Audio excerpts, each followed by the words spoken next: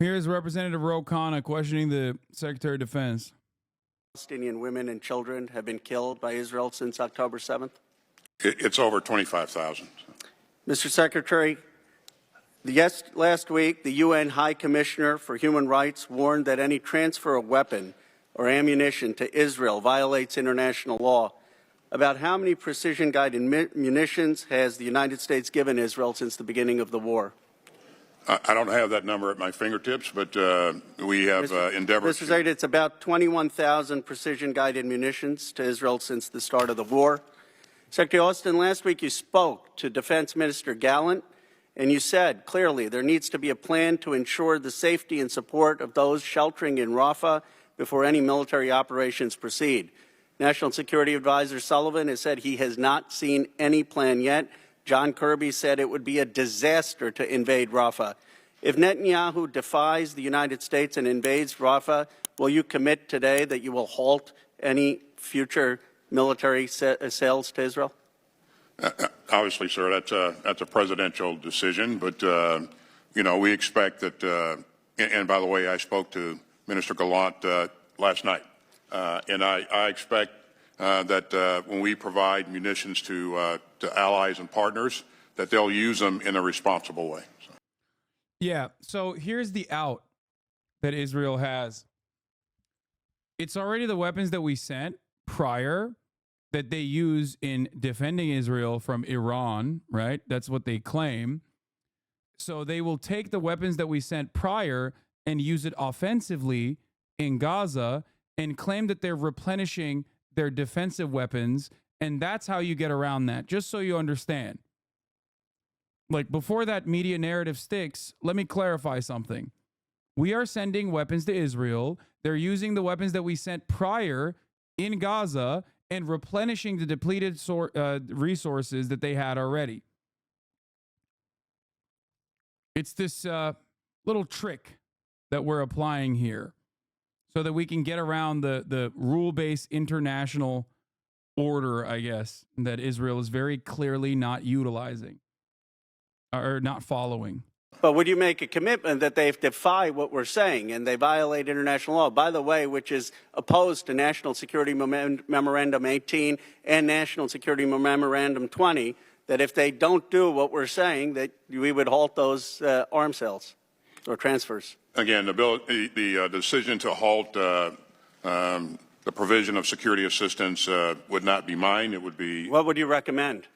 Well, I certainly, again, I really do expect that they utilize the weapons that we provide them in a responsible way, and then if they don't, I just want to, for time purposes, it seems to me if they're defying what you're telling them, what Kirby's telling them, what Sullivan's telling.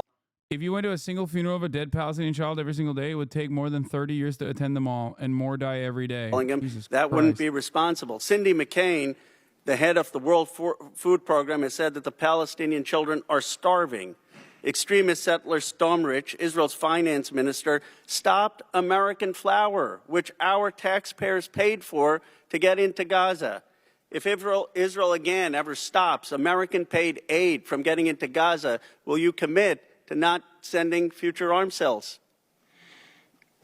Again, that's not my decision. I would, number one, do what I've been doing and engage the leadership and encourage them to ensure that humanitarian assistance is getting. Mr. Secretary, I would just.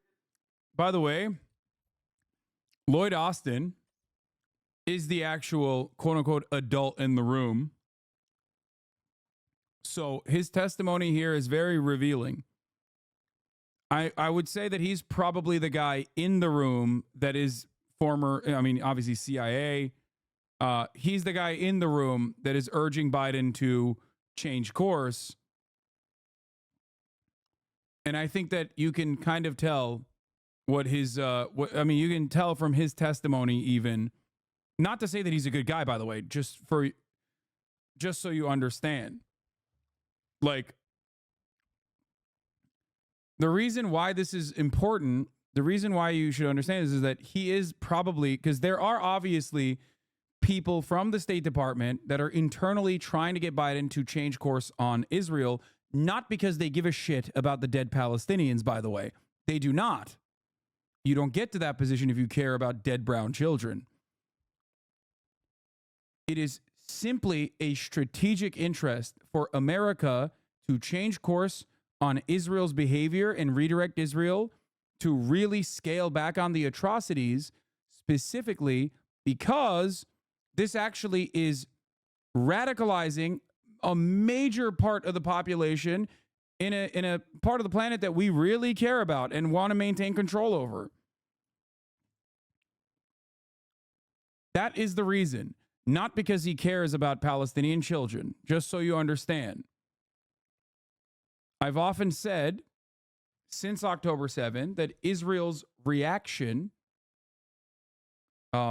since October 7 would spark larger regional conflicts, possibly even all-out war.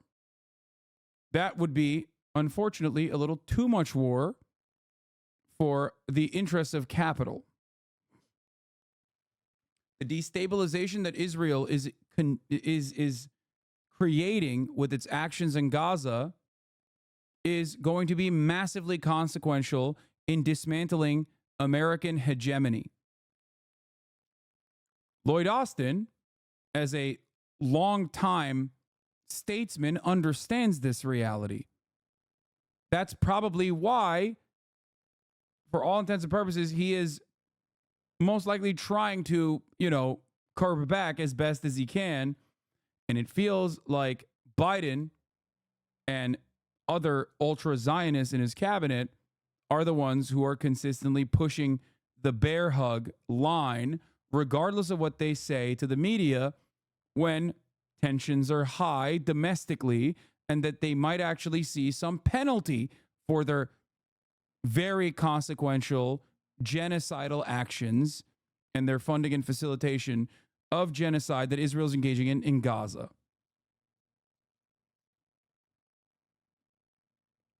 So, as I've said before, America's actions with respect to how they have allowed Israel to continue doing genocide, America's actions is harming America's soft power.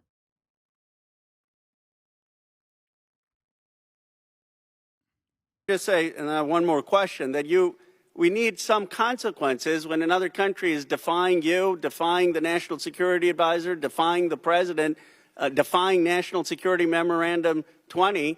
There has to be some consequence. And then I was surprised John Kirby said that Israel is taking more precautions than the U.S. military would to protect civilian life. That was insane, dude. John Kirby's insane. Mr. Austin, Secretary Austin, isn't that statement inaccurate given Israel has used hundreds of 22,000-pound dumb bombs when there were no place for civilians to go? Would the U.S. government ever target terrorists with 2,000-pound bombs? Yeah, for the record, America's rules of engagement, on paper are supposed to be decent. Obviously, they don't abide by that standard at all. And even then, during siege operations that America has conducted in many different parts of the world, they are still, and this isn't saying much, but they are still better off than Israel's current rules of engagement.